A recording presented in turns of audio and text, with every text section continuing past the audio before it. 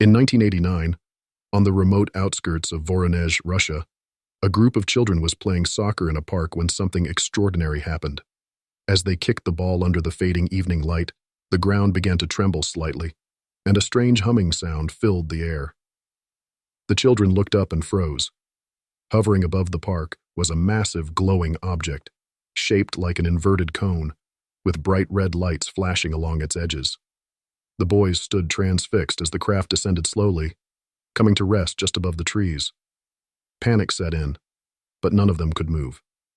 Moments later, a hatch opened at the base of the craft, and what stepped out would be seared into their memories forever. Two enormous beings, standing nearly 10 feet tall, emerged from the craft. Their skin was metallic, their heads large with elongated eyes that seemed to glow faintly in the dim light. The creatures moved slowly but with purpose, their lanky arms swinging at their sides. One of the beings held what looked like a cylindrical device in its hand. Terrified but unable to tear their eyes away, the children watched as the beings moved toward them. Some of the children felt a strange sensation in their heads, as if thoughts were being placed directly into their minds. One boy, who later reported the event, said it felt like a voice was telling him not to be afraid, that they were only observing. Suddenly, another figure stepped out of the ship. This one was smaller, about the size of a human. Its face was eerily blank, with no mouth and only slits where the nose should be. It seemed to float, rather than walk, as it approached the children. The atmosphere around the park felt heavy, almost as if time itself was slowing down. Without warning, the smaller figure raised a hand, and the soccer ball, which had rolled to the edge of the field, began to levitate. The ball floated in midair, spinning slowly as the beings examined it. The children could hardly believe their eyes. Then, as quickly as they had appeared, the beings returned to their craft. The glowing object began to hum again, and with a blinding flash of light, it shot into the sky, disappearing without a trace.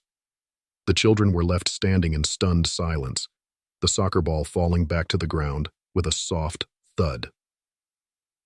The event caused an uproar in Voronezh. Local authorities initially dismissed the children's claims, but when adult witnesses came forward describing seeing strange lights and feeling tremors in the ground, the story gained traction. Investigators found unusual scorch marks on the grass where the craft had hovered, and a handful of adults confirmed seeing large, shadowy figures near the park.